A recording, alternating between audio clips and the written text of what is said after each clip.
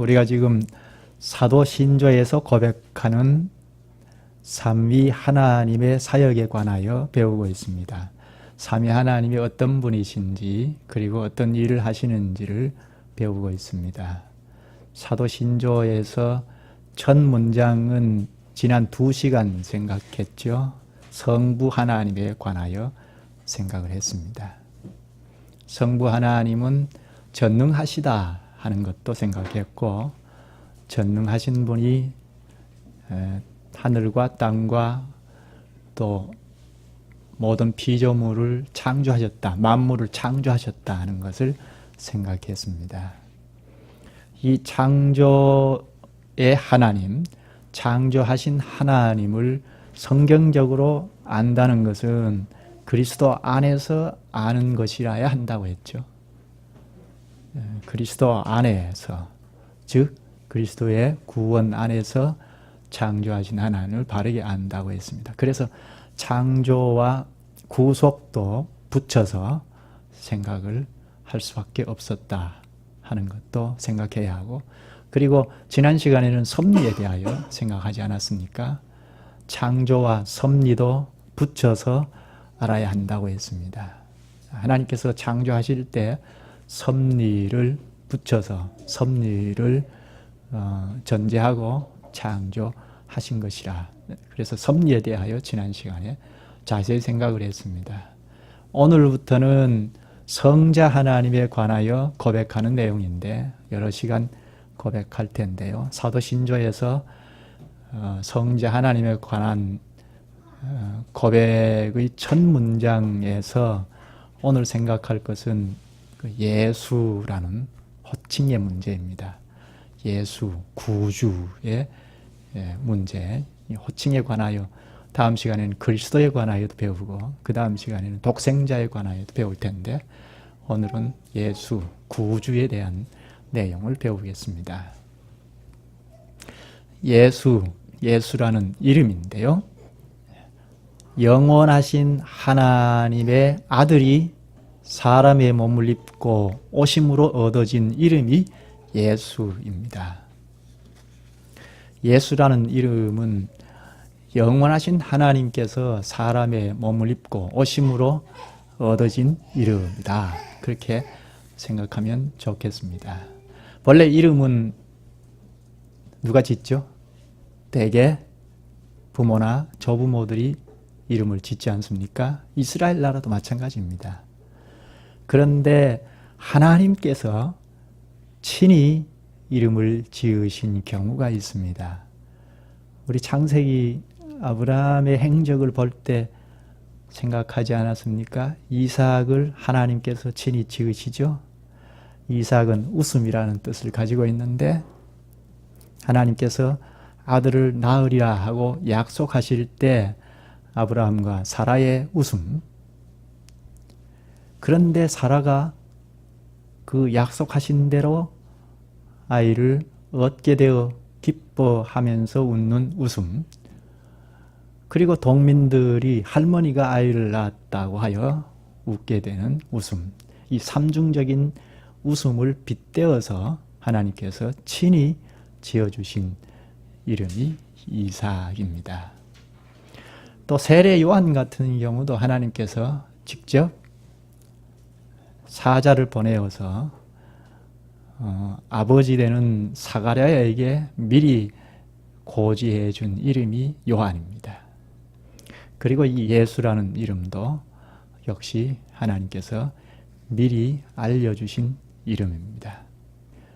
물론 예수라는 이름이 전에는 없던 이름이 지어진 건 아닙니다. 이스라엘 나라에는 예수라는 이름이 흔하게 볼 수 있는 이름입니다.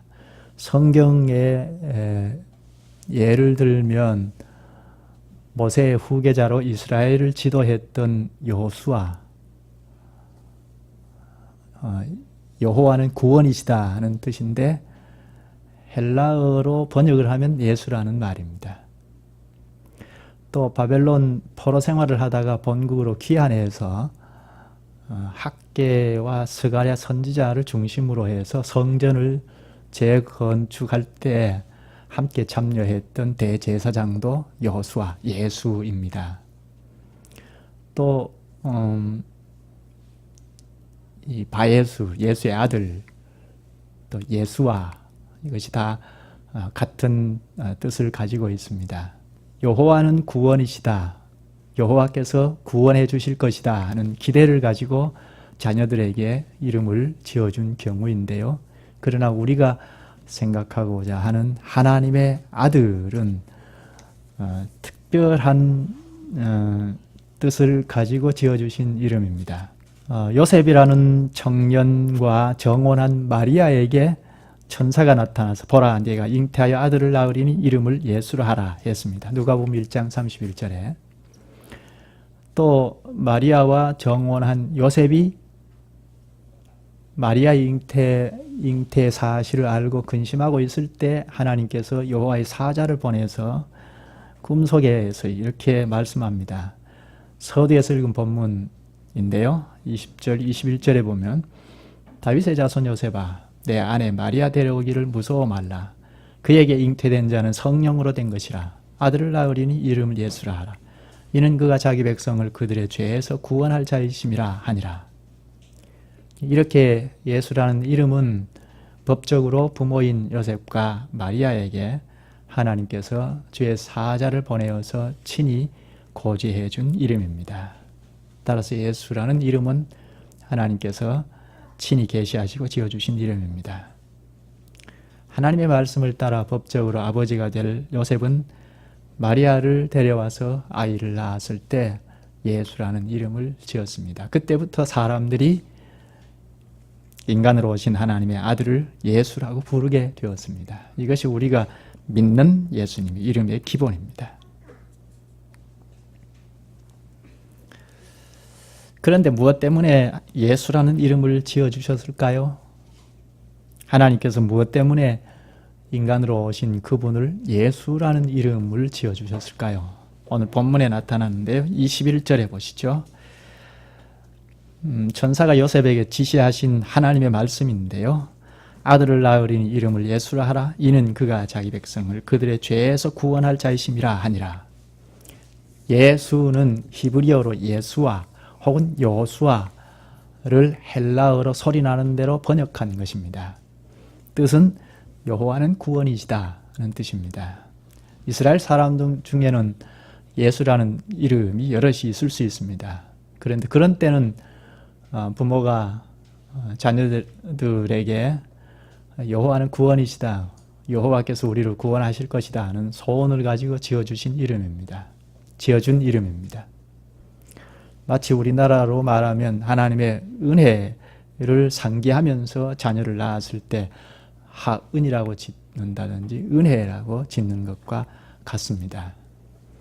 그런데 여기 동정녀에게 태어날 아이의 경우는 하나님께서 사자를 보내셔서 친히 이름을 지어주시면서 그 이유까지 밝혀주시는데요. 이는 그가 자기 백성을 그들의 죄에서 구원할 자라. 자기 백성을 죄에서 구원할 자라 합니다. 여기 포괄적인 용어가 구원이라는 말입니다. 구원이라는 말이 무엇이죠? 구원이란 말은 잘못된 모든 것으로부터 회복되고 온전하게 되는 것, 물질적인 잘못된 것, 정신적으로, 도덕적으로 혹은 영적으로 온전하게 되는 것, 이것이 구원이라는 말이 가지고 있는 포괄적인 뜻입니다. 한 가지 물어볼까요? 우리 인간에게 무엇이 근본적인 문제일까요? 우리 인간에게 근본적인 문제가 무엇일까요? 성경의 가르침은 인간의 근본 문제는 죄라 합니다. 요리문답 우리가 첫 주일 배울 때 바로 죄와 비참함에 관하여 알아야 한다 하는 것을 고백을 했는데요. 이문에서 우리 인간의 정체, 근본적인 문제는 바로 죄 문제입니다. 이 죄 문제가 있는 한 여러 물질적인 문제, 정신적인 문제, 도덕적인 문제, 이 문제의 온전한 구원일 수 없습니다. 죄 문제가 해결되지 않은 채 물질 문제나 정신적인 문제나 도덕적인 문제의 회복은 진정 될 수가 없다는 것입니다. 그래서 여기 하나님께서 예수라는 이름을 계시하시면서 자기 백성을 그들의 죄에서 구원할 자라는 것을 강조하십니다. 자기 백성을 죄에서 구원할 자라 했듯이 이 죄는 물론 영적인 문제로 시작을 합니다. 이 죄 문제는 영적인 데서부터 시작합니다. 그런데 결국에는 정신적인 문제, 또 도덕적인 문제, 물리적인 문제까지 낙홈합니다. 따라서 사람의 문제의 핵심을 잘 봐야 하는데요. 사람의 근본 문제는 물리적인 문제도 아니고 정신적인 문제도 아니고 도덕적인 문제도 아니고 죄가 근본 문제입니다. 이 죄는 물리적인 것, 정신적인 것, 도덕적인 것도 아닙니다. 이 죄는 사람 상호간의 문제 이전의 문제인데요. 바로 하나님과 관계의 문제입니다. 1차적인 문제는 하나님과의 관계에서 인간이 죄를 지은 결과 여러 문제가 발생이 된 것입니다. 우리 인간의 항다반사에 악영향을 끼치고 있는 문제, 이거 근본 문제는 하나님 앞에서 죄를 짓고 독립을 선언한 그때부터 파급에서 나타난 것입니다. 그래서 만물에게까지도 영향을 미치게 되었습니다. 죄와 비참함의, 죄와 죄의 결과 비참함의 문제는 하나님과의 관계에서 시작이 되지만 그로 끝나는 것이 아니고 하나님 관계에서 끝나는 것이 아니라 그로부터 오는 여러 가지 정신적인 문제에서부터 도덕적인 문제, 물질적인 문제까지 영향을 끼치게 되고 피조세계에 다 영향을 끼치게 됩니다. 따라서 죄와 그로부터 오는 비참함의 문제는 총체적인 문제입니다. 총체적인 문제의 해결은 결국 하나님과의 문제, 죄의 문제를 해결하는 데서 시작되어야 합니다. 이 하나님과의 관계에서 죄 문제를 해결하는 것을 그냥 두고 다른 문제를 해결한다는 것은 그냥 산 넘어 산입니다. 해결하고 나면 또 문제가 있고 또 문제가 있을 수밖에 없습니다. 죄 문제가 해결이 되어야 그로부터 오는 여러 정신적인 또 도덕적인 물리적인 문제까지 회복이 됩니다. 그런 문제가 온전하게 해결이 될 때 비로소 인간의 구원이 온전히 이루어지게 됩니다. 우리 사람과의 관계도 그렇습니다. 문제가 한번 틀어질 때 이 관계 개선을 하려 하면 잘 풀어지지 않습니다. 그런데 하나님과의 관계에서 죄 문제가 해결이 되고 하나님과 화해가 이루어질 때 사람과의 관계도 풀어지는 경우가 많습니다. 하나님 앞에 자기 죄를 회개하고 나올 때 하나님께서 사람과의 관계도 풀어주실 것입니다. 여기 예수라는 이름 가진 그분은 온전한 의미에서 구원을 가져다 주시는 분입니다.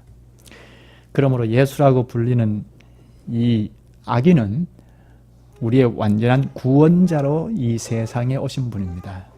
그것도 유일하신 구원자로 말입니다. 그래서 나중에 사도들이 사도행전 4장 12절에서 다른 이로서는 구원을 얻을 수 없나니 천하 인간의 구원을 얻을 만한 다른 이름을 우리에게 주신 일이 없음이니라 하고 공언합니다. 예수라는 이름 자체가 뭐 신비하고 마술적인 것이 있어서 그런 것이 아니고 그분이 이 세상에 오셔서 구원 사역을 다 이루셨기 때문에 사도들이 선포한 것입니다. 그런데 이 구원은 하루아침에 이루어진 것이 아닙니다.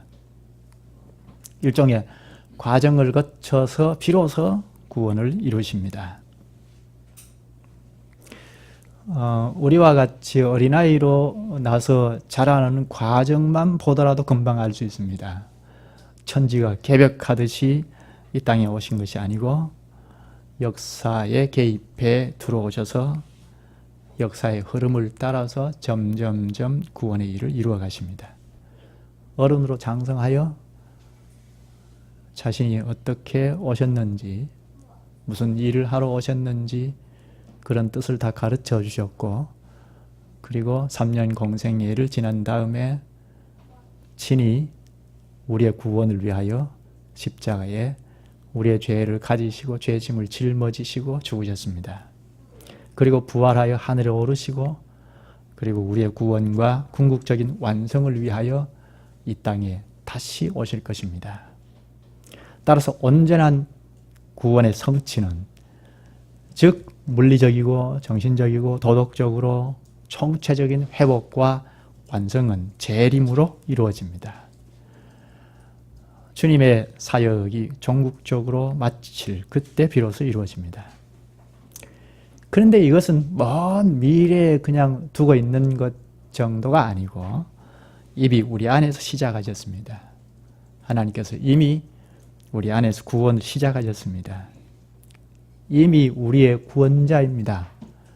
우리 안에서 구원을 시작하셔서 하늘 보좌 우편에 계신 그리스도와 신령하게 연합하여 몸체를 이룬 교회를 보면서 금방 알 수 있지 않습니까? 이미 우리 안에서 구원을 시작하셔서 그분은 구원자이시고, 또한 지금도 구원자이지만 앞으로 다시 오실 때 온전한 구원자가 되십니다. 이런 포괄적인 뜻에서 예수님은 우리의 온전한 구원자이십니다. 누구를 온전히 구원하실까요? 여기 본문 21절에 보면 아들을 낳으리 이름을 예수라 하라. 이는 그가 자기 백성을 그들의 죄에서 구원할 자이심이라 하니라. 자기 백성을 구원할 자라고 하죠. 예수님의 백성이 있다는 말입니다. 예수님의 백성이 누굴까요? 이스라엘 사람들입니까? 요한복음 1장 11절에 보면 그리스도가 자기 땅에 오매 그들이 영접지 않았다고 합니다. 이스라엘 사람들이 주님의 백성이 될 수가 없죠. 그러면 이방인들입니까?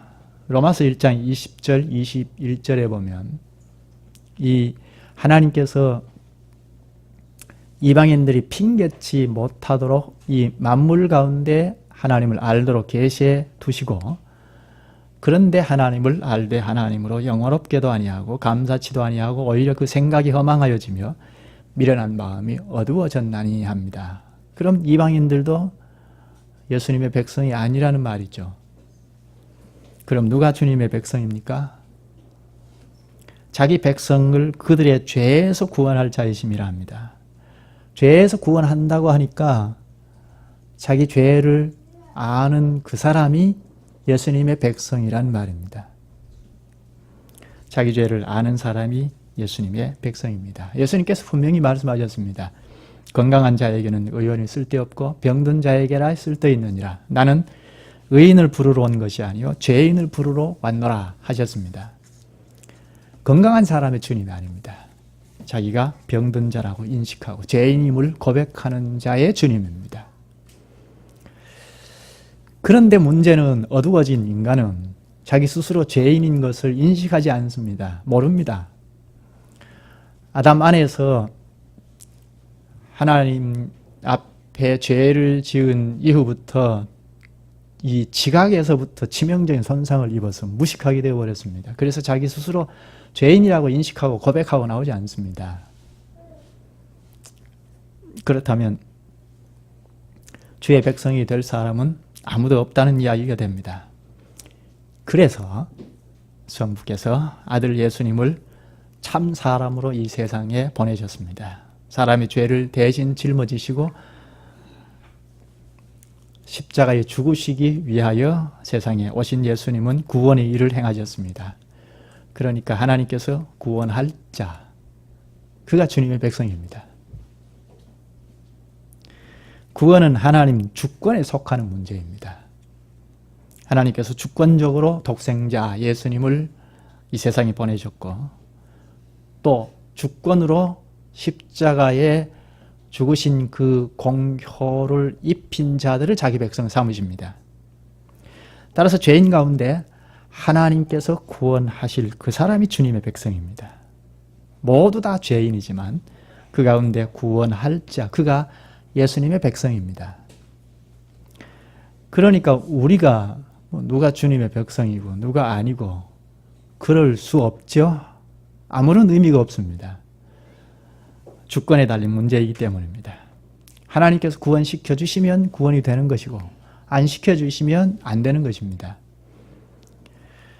그런데 구원을 시켜주실 때 그 사람은 자기가 죄인인 것을 고백하고 나오게 됩니다. 지난번에 우리가 야곱을 선택하신 것을 보지 않았습니까? 선택된 야곱은 에서와 달리 자기가 후사가 될 열망을 갖지 않았습니까? 불의로 후사의 상속권을 빼앗아온 것, 그거는 질타를 받아야 할 일이지만 열망을 가졌다는, 이것이 선택된 자, 즉 주님께서 구원하고자 한 자들에 나타나는 양상입니다. 태도입니다. 하나님께서 구원하시는 사람은 스스로 죄인인 것을 인식하고 죄를 고백하고 나옵니다. 구원을 일으켜 주셨기 때문에 자기 죄를 철저히 인식하면서 살아갑니다. 어떤 사람은 우리는 이미 구원받았는데, 예수 믿고 구원받았는데 무슨 회개가 필요하냐고, 예전에 열심히 성실하게 사는 것이 중요하지 무슨 회개가 필요하냐, 이렇게 말하는 사람이 있습니다. 그것은 복음을 반만 아는 사람입니다. 하나님께서 구원하신 사람, 구원할 사람, 구원하신 사람은 언제든지 자기 죄를 고백하고 나옵니다. 바울의 예를 보아도 우리가 잘 알죠? 우리가 잘 아는 말씀이지만 사도가 되었을 때 사도 중에 내가 제일 작은 자라고 했습니다. 그런데 조금 살다가 자신을 돌아보니까 구원의 은혜가 너무 큰데 자신을 돌아보니까 성도들 중에 내가 작은 자라고 고백합니다. 근데 생애 말년에는 어떻게 고백합니까? 나는 죄인 중에 괴수라고 고백하지 않습니까? 언제나 자기 죄를 고백하고 나오는 그 사람이 예수님의 완전한 구원에 이르게 됩니다. 따라서 자신의 죄를 알고 주 앞에 나오는 그 사람이 곧 예수님의 백성입니다. 하나님께서 자기 백성을 구원하실 때 죄를 알도록 하십니다. 깨우쳐 알도록 하십니다. 그래서 죄를 들추어내십니다. 그래서 자기 죄를 철저히 회개하고 주 앞에 나오게 하셔서 구원하십니다. 묻겠습니다. 우리가 왜 하나님의 아들 예수 곧 구주라 부릅니까? 29문의 답입니다. 다 같이 할까요? 그가 우리를 우리 죄에서 구원하시기 때문이고 또 그분 외에는 어디에서도 구원을 찾아서도 안 되며 발견할 수도 없기 때문입니다. 예수님만 찾아야 합니다. 악이 성량할수록 찾을 것은 구주 예수뿐입니다. 바울 사도는 디모데전서 1장 15절에서 이렇게 고백합니다. 미쁘다 모든 사람이 받을 만한 이 말이요 그리스도 예수께서 죄인을 구원하시려고 세상에 임하셨다 하였도다. 죄인 중에 내가 괴수니라. 예수님은 우리의 총체적인 원인인 죄를 대신하여 십자가에 죽으셨습니다. 로마서 4장 25절에 예수는 우리가 범죄한 것 때문에 내줌이 되고 또한 우리를 의롭다 하시기 위하여 살아나셨느니라. 자기 백성을 구원하시기 위하여 몸을 대속물로 내어주셨고 자기 백성들의 받을 형벌을 친히 자기 몸으로 받으셨습니다. 그것이 의인으로 하신 일이므로 부활하셨습니다. 부활로서 그가 스스로 의인인 것을 증명하셨습니다. 부활하심으로 자신이 의인인 것을 증거하셨고 그리고 그분을 그리스도를 믿는 자를 의롭게 하십니다.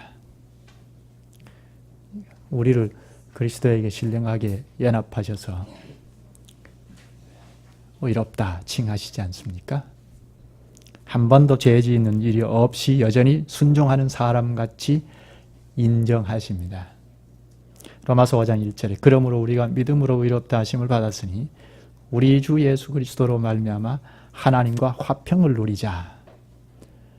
그리스도 안에서 하나님의 소유가 되고 백성으로 받아주셔서 화목관계가 됩니다. 또한 그리스도의 이름으로 구하면 무엇이든지 응답해 주십니다. 이런 일은 하나님의 뜻을 따라 이 세상에 오신 구주 예수만이 하실 수 있습니다. 왜 유일한 구원자는 예수뿐입니까? 요리문답 29문의 답은 그가 우리를 우리 죄에서 구원하시기 때문이고 또 그분 외에는 어디에서도 구원을 찾아서도 안 되며 발견할 수도 없기 때문입니다. 그 어떤 피조물도 구원의 일을 할 수 없습니다. 여기 그분 외에는 어디에서도 구원 찾아서 안 된다 하는 이 말은 하나님께서 동물이나 천사, 피조물을 죄인의 구주로 세운 일이 없으시다는 뜻입니다. 예수님께서 말씀하시기를 내가 곧 길이요 진리요 생명이니 나로 말미암지 않고는 아버지께로 올 자가 없느니라 하셨습니다. 디모데전서 2장 5절에는 하나님은 한 분이시오 또 하나님과 사람 사이에 중보도 한 분이시니 곧 사람이신 그리스도 예수라. 우리가 다른 구원자를 찾을 수 없습니다. 만약 다른 구원자를 찾으려 한다면 자기 죄를 아주 가볍게 여기는 일입니다. 하나님을 믿지 않는 일입니다. 유일한 중보자 예수께서 하신 일을 믿지 않고 도리어 배척하는 일입니다. 우리가 현실적으로 보면 예수를 믿는다 하는 이것이 무슨 특별한 지역에서 사는 것이 아니죠. 고난이 많은 이 땅에서 죄악이 넘쳐나는 죄를 먹고 마시는 세상 사람들과 더불어 우리와 똑같은 조건에서 살고 있습니다. 이것이 비참한 현실인데요. 이 비참함에서 우리가 같이 더불어 살고 있습니다.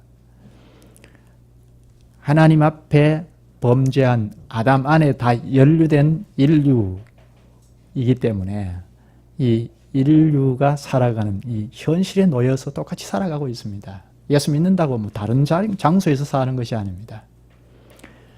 그런데 예수를 믿는 자에게는 이런 데서 구원하셨다고 가르칩니다. 무엇입니까? 비록 우리가 열악한 상황 가운데 처해 있을지라도 온갖 어려움 가운데 처해 있을지라도 하나님께서는 그 안에 근본 문제인 죄를 사하여 주시고 우리를 구원해 내신다는 것입니다. 이것이 복음입니다.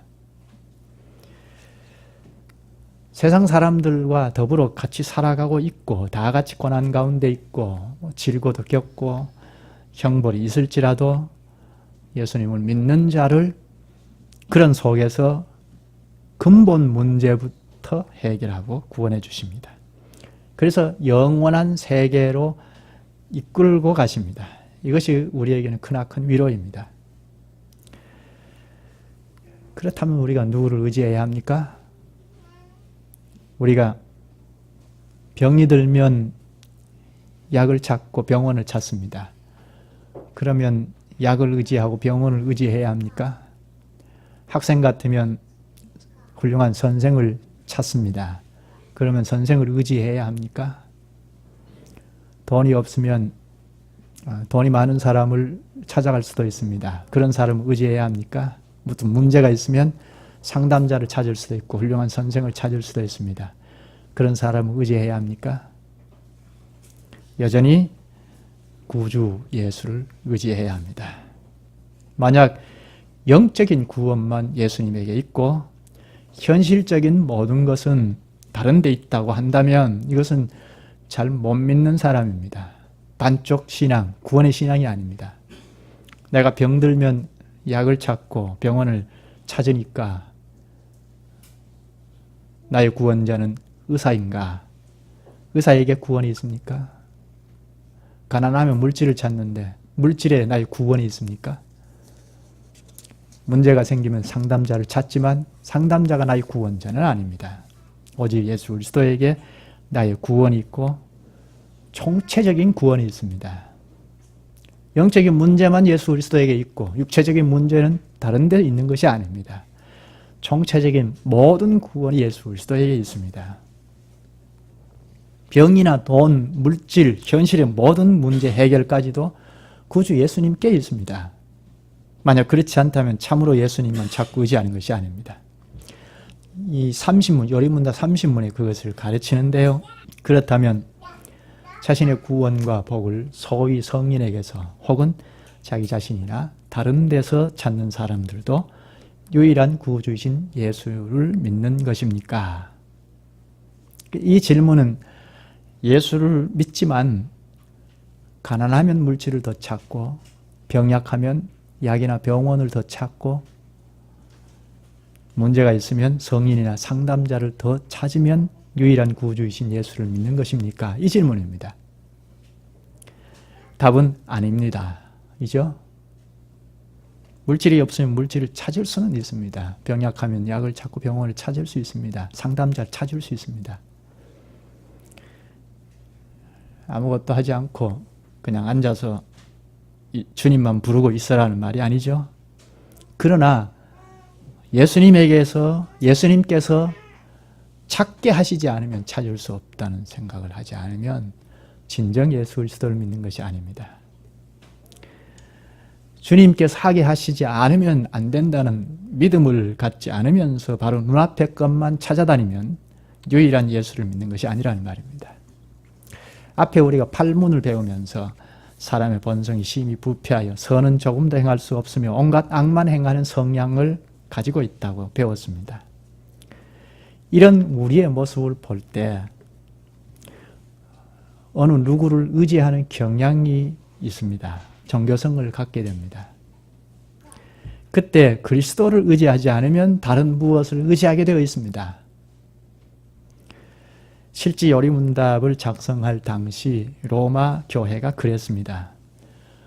구주 예수를 믿는다고 하면서도 성인들이나 마리아를 숭배했습니다. 우리는 죄인이기 때문에 직접 예수님께 바로 달려갈 수 없으니까 예수님의 어머니 마리아에게 달려가서 기도한다고 이야기합니다. 그럴듯하죠. 또 자신이 할 수 없는 의를 성인들의 삶에 의지하여 채울 수 있겠다는 생각을 했습니다. 그래서 성인들을 위하여 예배를 드리고 마리아에게 기도하고 했습니다. 그런 폐단들을 당시 개혁자들이 많이 보았습니다. 그래서 요리문답 작성할 때 여기 30문의 내용을 작성했습니다. 그렇다면 자신의 구원과 복을 소위 성인에게서 혹은 자기 자신에게서 다른 데서 찾는 사람들도 유일한 구주이신 예수를 믿는 것입니까? 답을 다 같이 읽을까요? 외우는 사람 같이 외우시고. 아닙니다. 그들은 유일하신 구주이신 예수를 말로는 자랑하지만 행위로는 부인합니다. 예수가 완전한 구주가 아니든지 아니면 참된 믿음으로 이 구주를 영접한 자들이 그들의 구원에 필요한 모든 것을 그에게 찾든지 둘 중에 하나만 사실입니다. 말로만 믿고 실천적으로는 부인하든지 참된 믿음으로 구원에 필요한 모든 것을 예수님께 찾든지 둘 중에 하나라는 것입니다. 중간 없다는 것입니다. 중간 지대는 없습니다. 이것 아니면 이것입니다. 바울은 예수만이 아닌 예수 더하기 다른 것을 가르치거나 찾는 것은 저주를 받을 것이라고 합니다. 만약 사도들이 전한 복음 외에 다른 복음을 전하면 저주를 받을지어다. 갈라디아서 1장 8절에 말했습니다. 우리는 정신 차리지 않으면 예수를 믿으면서도 다른 것도 겸하여 의지하는 불신의 자리에 빠질 수 있습니다. 우리의 생활 전체가 그리스도만 주체자요, 주장자요, 상담자라는 의식을 가져야 합니다. 그렇지 않으면 유일하신 구주이신 예수를 말로는 자랑하지만 행위로는 부인한 자가 됩니다. 우리의 생활 전 영역에서 유일한 구주요, 선생이요, 의사요, 상담자요. 그 모든 일의 주체자는 예수님이어야 합니다. 그렇지 않으면 말로는 주님을 사랑한다 하지만 행위로는 부인하는 실천적 무신론자가 됩니다. 말로는 예수님을 믿습니다. 그러나 실천적으로는 무신론자가 됩니다. 오늘 우리를 유혹하는 것 중에 하나가 바로 종교다원주의입니다. 그것은 진정한 종교는 하나가 아니고 여럿이라는 것입니다. 그리스도의 유일성을 허무는 일입니다. 현대 신학자들은 종교를 절대화할 수 없다고 주장합니다. 그렇게만 고집해야 하느냐, 그렇게 합니다. 하나님께서 각 시대, 종족, 문화에 맞게 말씀하셨기 때문에 어떤 종교이든지 그 환경과 정도에 맞는 진리를 소유하고 있다고 주장합니다. 따라서 구원의 길은 여럿이지 하나가 될 수 없다고 이야기합니다. 정상에 오르기 위하여, 산꼭대기에 오르기 위하여는 여러 길이 있지 않습니까? 그렇게 여러 길로 올라가지만 정상에 오르면 다 같다는 것입니다. 따라서 모든 종교는 대화와 타협을 통하여 화합하고 손잡고 가는 것이 바람직하다 합니다. 굉장히 포용력이 있죠. 그러나 그 안에 속임수가 있습니다. 성경에서 떠난 것입니다. 그리스도의 유일성을 부인하는 불신입니다. 교회가 그렇게 가면 본질을 잃어버립니다. 교회가 이 일치운동에 휘둘리면, 그러니까 연합운동에 휘둘려서 다원주의를 도입하면 그리스도의 구원의 심오함이 곧바로 천박해져 버립니다. 그리스도께서 대속해 주신 죄의 본질과 십자가의 능력을 믿지 않은 사람을 구원의 백성으로 받아들이고 타협하고 가는 교회는 구원을 도리어 잃게 만들어버립니다. 오늘 우리 교회가 처해 있는 현실은 그런 위태위태한 상황에 있습니다. 너나 할 것 없이 다 받아들입니다. 종교 다원주의의 영향을 지배하게 받고 있습니다. 이렇게 되면 이 교회가 구원을 견인해 주지 못하게 됩니다. 예수님은 내가 곧 길이요 진리요 생명이라고 하셨습니다. 그 가르침 안에 거해야 합니다. 그리스도 안에 연합해야 합니다. 그리스도 안에 연합한 이 회중이 앞으로 영원한 영광의 나라에도 갈 것입니다. 장차는 다 그리스도 안에서 연합하게 됩니다. 여기까지 하시죠. 자비하신 주님, 주님의 백성을 구원하시되 자기 죄를 알고 회개하는 자리 이끌어내어 구원하시는 주님께서 오늘 저희에게 죄를 가르치시고 회개하고 믿음을 갖게 하여 주셨사옵니다. 저희에게 베푸신 구원의 은혜가 아니었으면 저희는 도무지 하나님을 찾지도 아니하고 금수와 버러지 형상으로 바꾸어 놓은 것을 섬기며 의지하고 살았을 것이옵나이다. 주님의 이 크신 은혜를 상고하고 오직 구주 예수만을 의지하고 우리의 생활 전 영역에서 주만 찾고 의지하게 하여 주시옵소서. 오직 구주 예수만을 의지하고 찾는 데서 우리의 생활의 현실적인 모든 복의 문제까지도 점점 해결되어 나가게 되는 사실 저희가 확고히 믿고 이 세상에 떠돌아다니는 선생의 가르침이나 성인들의 삶이나 혹은 자신이 좀 안다는 지식이나 혹은 건강이나 힘 또한 그 무엇을 의지하고 자기 문제 해결점을 찾으려 하는 일을 하지 않도록 주께서 저희를 붙들어 주시옵소서. 그런 일은 말로만 구주 예수를 사랑하지 실제 행위로는 부인하는 실천적으로는 무신론자인 것을 크게 인식하고 저희가 저희의 생활의 전 영역에서 항상 주만 의지하고 나가는 큰 믿음을 취하게 하여 주시옵소서. 예수님의 이름으로 기도하옵나이다. 아멘.